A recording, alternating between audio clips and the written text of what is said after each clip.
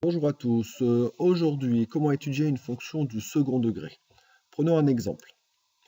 Nous avons la fonction f de x telle que f de x soit égal à 3x carré moins 12x plus 30 pour x appartenant à 0,10. Nous voulons étudier cette fonction. Il va donc falloir tout d'abord déterminer sa dérivée. Renotons la fonction. Nous avons d'abord ici une forme x carré. Nous savons d'après notre cours que la dérivée de x carré donne 2x. Donc la dérivée de 3x carré va donner 3 fois 2x. Nous avons ensuite une deuxième forme ici, une forme ax plus b. Nous savons que la dérivée de ax plus b donne a. La dérivée de ax plus b donne a, donc la dérivée de moins 12x plus 30 va donner moins 12. Maintenant, la dérivée est déterminée, il va falloir la résoudre égale à 0 pour étudier son signe.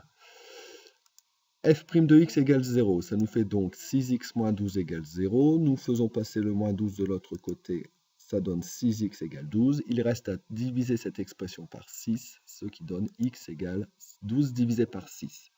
Ainsi, nous obtenons la valeur x égale 2.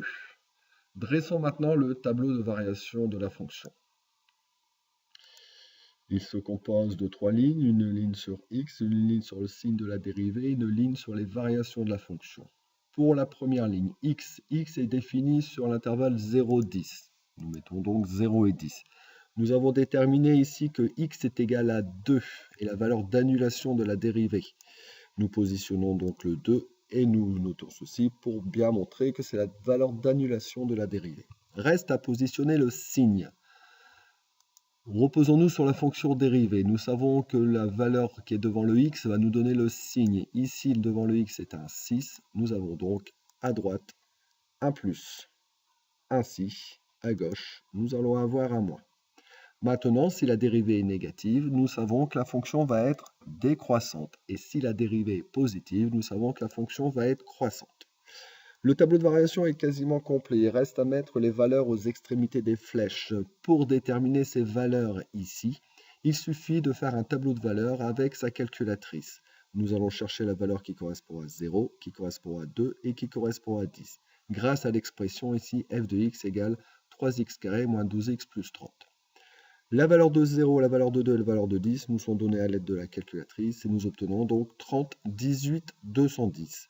Nous pouvons remarquer que ici tout correspond. Nous démarrons de 30, une fonction descend pour arriver à 18, puis elle remonte pour arriver à 210. Ça paraît logique. Puisque cette fonction est décroissante puis croissante, nous pouvons dire que cette fonction présente un minimum qui vaut 18 et qui est atteint pour x égale 2. Voilà, j'espère que cela va vous aider. N'hésitez pas à faire vos demandes.